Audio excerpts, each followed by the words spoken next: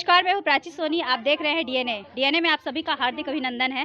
जैसे कि आप पता है कि आज वट पूजा की जाती है। आज वट पेड़ जो रहता है उसकी पूजा की जाती है और सुहागनों के द्वारा इसको पूजा किया जाता है अपने पति के लंबी आयु के लिए। तो आइए जानते हैं कि यहाँ पे पूजा अभी तो खैर 2 दिन का समय था, जो 9 और 10 तारीख का था। बहुत लोग कन्फ्यूज़ थे कि 9 तारीख को रखें या 10 तारीख को रखें।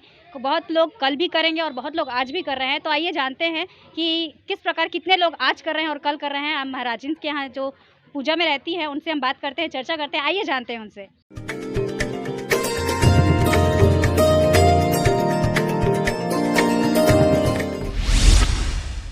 इस उपवास को जेठ अमावस्या को करते हैं सौभाग्यवती स्त्रियां सौभाग्य पाने के लिए। यमराज के हाथों से सावित्री ने अपने पति का प्राण लाए थे, इस कारण इसका महत्व बहुत है और इसी कारण सौभाग्यवती स्त्रियां करती हैं सौभाग्य पाने के लिए। इसको वट सावित्री, सत्यवान सावित्री भी कहते हैं। तो इसकी पूजा करने से सत्यवान को प्राण को लाई थी सावित्री। उन्होंने बताया कि सावित्री जी ने सत्यवान के प्राण लेके आए थे यमराज के पास से और 2 दिन उपवास चल रहा था, 9 और 10 तारीख को। तो उस बारे में आपका क्या कहना है? अब उपवास तो कल ही करना था, लेकिन अब आदमी मानते नहीं हैं, ग्रहण है कह के मतलब उसको 2 दिन कर दिया गया। इसमें कोई भी आपत्ति नहीं है, क्योंकि 3 दिन सावित्री करी थी निर्जला। हम लोग तो 1 दिन करते हैं, लेकिन सावित्री इसको 3 दिन करी थी, 13, 14 और अमावस को। तो उसी कारण इस समय अगर ग्रहण के कारण 2 दिन हो गया, इसमें कोई आपत्ति नहीं है।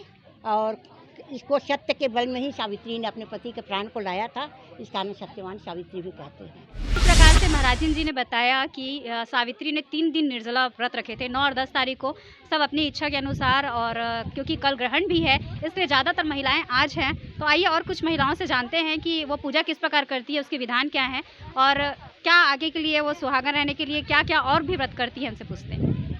तो आइए हम जानते हैं कि इसकी विधि क्या है और पूजा कैसे की जाती है।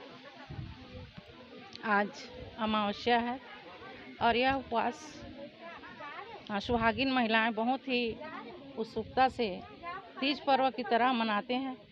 माने पूरी श्रद्धा से और पूरी सुहागन की जितना भी श्रृंगार होता है, 16 श्रृंगार करके यह व्रत रखती हैं। और सुबह से ही 1 दिन पहले ही इसकी तैयारी की जाती है। बहुत सी विधियां हैं इनमें, सभी एक एक को याद कर कर के सभी पूरी तैयारी करके इस उपवास को रखते हैं और बड़ी ही श्रद्धा भक्ति भाव से अपने पति की दीर्घायु के लिए और अपने बाल बच्चों के लिए यह उपवास किया जाता है। निश्चित ही श्रद्धा से सत्यवान सावित्री से जो हम मांगते हैं निश्चित ही पूरी होती है। और इसी श्रद्धा और विश्वास को लेकर आज हमारी महिलाएं, हमारे छत्तीसगढ़ में हिंदुओं के लिए यह 2 दिन का हर त्यौहार हो गया है। इसमें हमारी महिलाएं कंफ्यूज भी हो गई हैं, आज रहें या कल रहें। कुछ महिलाएं आज हैं, कुछ महिलाएं कल रहेंगे अपने अपने सुविधा अनुसार। और मैं चाहती हूं कि हमारे छत्तीसगढ़ के, हमारे धमतरी ज़िले के सभी बहनों को मैं इस वट सावित्री उपवास की मैं हार्दिक शुभकामनाएं देती हूं। सदा सुहागन रहें। धन्यवाद।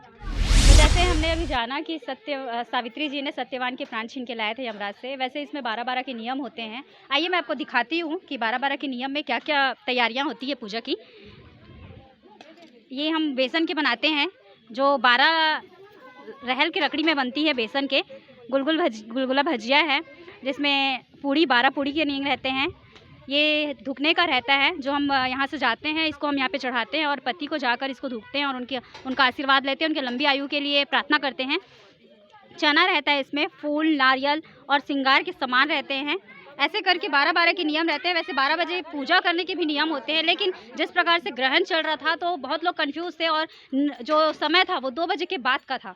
इस वजह से 2 बजे के बाद महिलाएं आई हैं पूजा करने, क्योंकि कल ग्रहण भी लगने वाला है।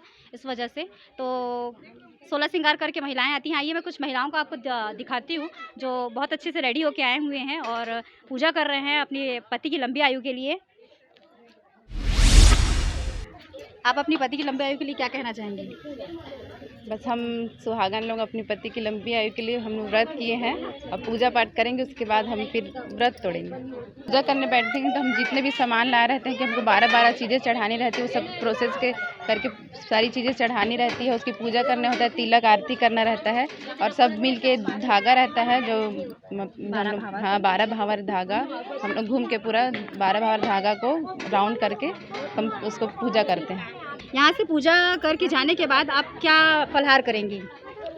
मैं मीठा रस और पूड़ी बिनन नमक वाला वही खाते हैं आज के दिन, फिर उसके बाद सारा दिन उपवास ही रहते हैं, व्रत रखते हैं अपने पति के लिए। तो हमने सारी जानकारी आप सभी को दे दी है कि वट पूजा में क्या क्या होता है, वट पूजा में सुहागनें कैसे अपने पति की लंबी आयु के लिए पूजा करती हैं, नियम से पूजा करती है, 12 भावर घूमती है वट के भावर में और 16 श्रृंगार कर तैयार होकर अपने पति की लंबी आयु को लिए प्रार्थना करती है। और जिस प्रकार से हमने आपको बताया कि इसके बारे में भी बताया कि इस 12 पूजा क्यों की है, 12 चीज़ों का नेम क्यों होता है, बेसन का जैसे बनता है, पूड़ी बनता है। इसके बाद यहाँ पे इस महिलाएं एक दूसरे से सबका आशीर्वाद लेती है, कुमकुम हल्दी से उनका अपने एक दूसरे के सुहाग के लिए भी प्रार्थना करती है और आशीर्वाद देती है ताकि आपका सुहाग अमर रहे।